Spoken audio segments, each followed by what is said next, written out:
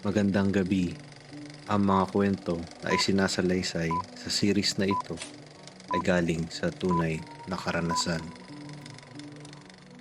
Noong nasa high school pa ako, palihim kong kinopya ang isang tape matapos kong marinig na pinagkukwentuhan ito ng mga nakatatanda.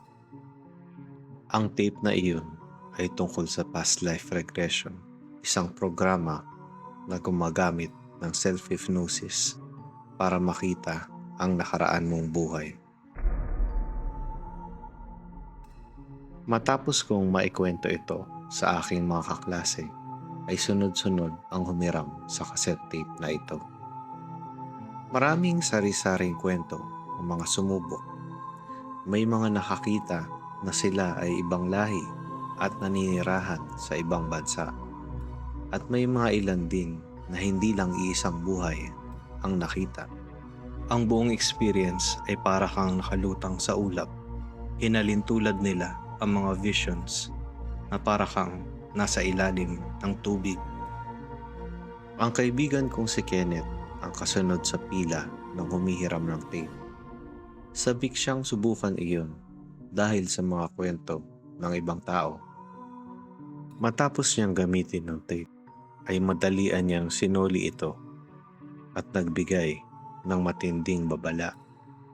Dahil may hindi inaasahan at nakapangingilabot na pangyayari nang isinagawa niya ang sesyon. Lagpas 9:00 na daw ng gabi noon at kakatapos lang niyang gumawa ng kanyang mga homework bago niya sinimulan ang kanyang sesyon. Pinlay niya ang tape at sinunod ang mga direksyon para sa self-hypnosis. Ayon sa boses na nasa tape, ang pagtatapos ng sesyon ay maaring gawin sa anumang oras sa pamamagitan ng pagbilang paatras mula 3 hanggang 1. Ipinagbabawal ng boses na dumilat habang nasa sesyon, isang bagay na mahirap gawin habang ang katawan ay nasa relax na estado. Naramdaman ni Kenneth ang pag-angat ng kanyang katawan na animoy siya'y nasa ulap.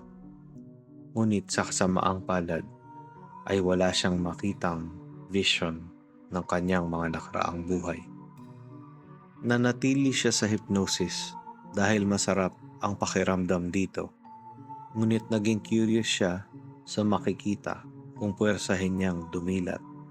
At ito na nga ang kanyang ginawa. Sa kanyang pagdilat, nagulat siya dahil nakita niyang siya ay nakalutang. Ang kanyang ulo ay halos kalebel na ng kisame. Natuwa siya sa simula na siya ay mistulang nakakalipad.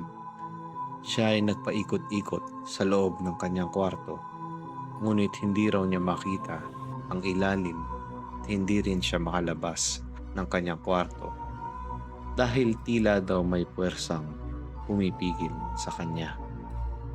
Hanggang sa naisip niyang tumulak mula sa pader kung saan nagsimula siyang sumirko-sirko at sa wakas nakita niya ang ilalim at ang sarili niya na nakahiga sa kama. Kinilabutan siya di dahil nakita niya ang kanyang katawan, kung hindi dahil sa nakita niyang mga iba-ibang nilalang na nakapalibot dito. Mayroong mga puti at mayroon ding mga itim na mistulang nakaabang na nilalang sa palibot niya. Kung kaya't naisip niya na baka nakaabang ang mga ito para agawin ang kanyang katawan. Kung kaya't madali siyang pumikit at pumilang ng 3, 2, 1 para tapusin ang sesyon. Para siyang bumagsak sa kanyang katawan at mabilis niyang sinuri ang kanyang paligid.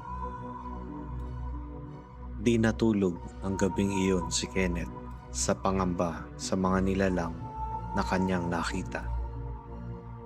Matapos noon ay tumigil na akong ipahiram ang tape na iyon dahil sa pwedeng mangyari tulad ng aksidenteng astral projection na nangyari kay Kenneth. Sana ay magsilbing babala ang karanasan na ito para sa mga nagbabalak sumubok ng mga ganitong klaseng programa kung saan hindi natin lubusang naiintindihan kung ano ang pwedeng mangyari. Maraming salamat po sa pagnood, pagsubaybay at pagsuporta. Magkita-kita po tayong muli sa susunod na episode. Hanggang sa muli.